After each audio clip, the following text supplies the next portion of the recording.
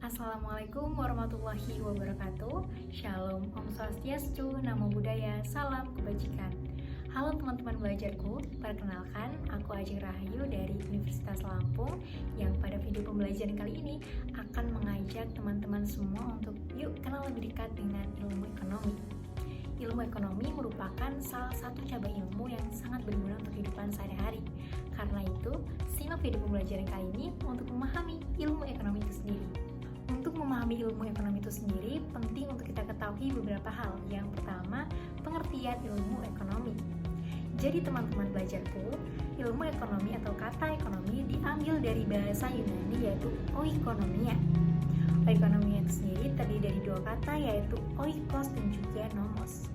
Oikos yang berarti rumah tangga dan juga nomos yang berarti peraturan.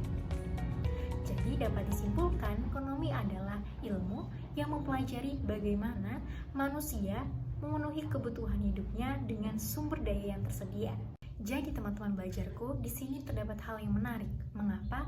Karena ternyata semakin lama kebutuhan manusia atau kebutuhan hidup dari manusia itu semakin tidak terbatas. Sedangkan sumber daya yang tersedia ini justru semakin terbatas. Karena itu, ilmu ekonomi ini hadir untuk menyelesaikan persoalan-persoalan tersebut. Karena dalam pandangan ekonomi, hal tersebut dianggap sebagai permasalahan ekonomi. Ternyata hadirnya ilmu ekonomi karena terdapat permasalahan di ekonomi.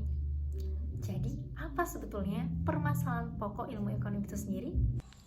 Masalah pokok ekonomi adalah masalah yang muncul ketika sumber daya yang digunakan terbatas untuk memenuhi permintaan. Contohnya adalah kekurangan beras di Indonesia. Hal ini menunjukkan adanya ketimpangan kebutuhan beras di Indonesia dengan sumber daya yang tersedia. Jadi teman-teman belajarku, di dalam ilmu ekonomi itu sendiri terdapat permasalahan pokok ekonomi yang terbagi menjadi dua, yaitu ada permasalahan pokok ekonomi klasik dan juga ada permasalahan pokok ekonomi modern. Dalam hal ini kita akan membahas secara tuntas apa sebetulnya permasalahan pokok klasik dan juga apa permasalahan pokok modern.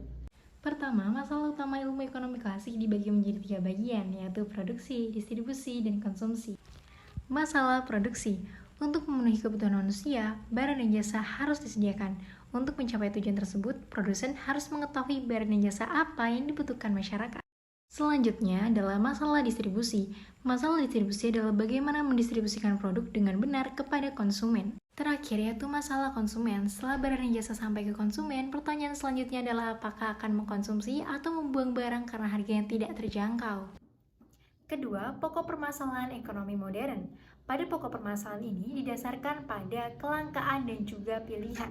Masalah kelangkaan menjadi penyebab masalah pilihan atau problem of choice sehingga menimbulkan 3 pertanyaan dasar.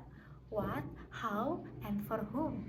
Perekonomian yang sangat luas perlu untuk kita pahami secara mudah, yaitu dengan model-model ekonomi yang telah dikembangkan oleh para pakar ekonomi. Model-model ekonomi adalah gambaran sederhana dari dunia nyata yang sangat kompleks mengenai perekonomian itu sendiri. Maka dari itu, dalam pembahasan model ekonomi ini, kita akan membahas 2 model ekonomi dasar, yaitu yang pertama adalah diagram aliran melingkar, dan yang kedua adalah kurva penawaran dan juga permintaan dari pasar. Diagram aliran melingkar atau circular diagram flow dalam ekonomi terbagi menjadi 2 sektor, 3 sektor, dan 4 sektor. Berikut adalah gambar dari diagram aliran melingkar 2 sektor, di mana kegiatan ekonominya melibatkan RTP dan RTK. RTP berperan sebagai penjual dan sebagai pembeli faktor produksi, dan RTK sebagai pembeli. Harga ditentukan oleh penawar RTK dan permintaan RTP, yang transaksinya dilakukan dalam pasar barang produksi. Selanjutnya adalah gambaran diagram aliran melingkar 3 sektor, di mana kegiatan ekonominya melibatkan RTP, RTK, dan RTN. Penghasilan dan pemasukan pemerintah didapat dari adanya pajak yang dibayarkan oleh produsen dan konsumen. Pajak digunakan untuk membeli barang dan jasa dari pasar faktor produksi, pasar barang, sebagai bentuk pelayanan kepada masyarakat.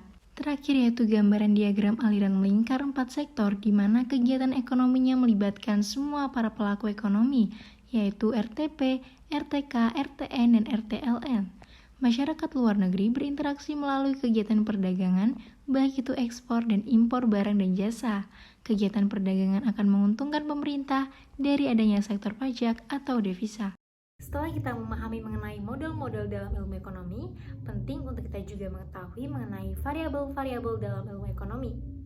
Variabel-variabel dalam ilmu ekonomi adalah faktor-faktor yang mempengaruhi kegiatan ekonomi, baik dalam skala yang besar maupun dalam skala yang kecil.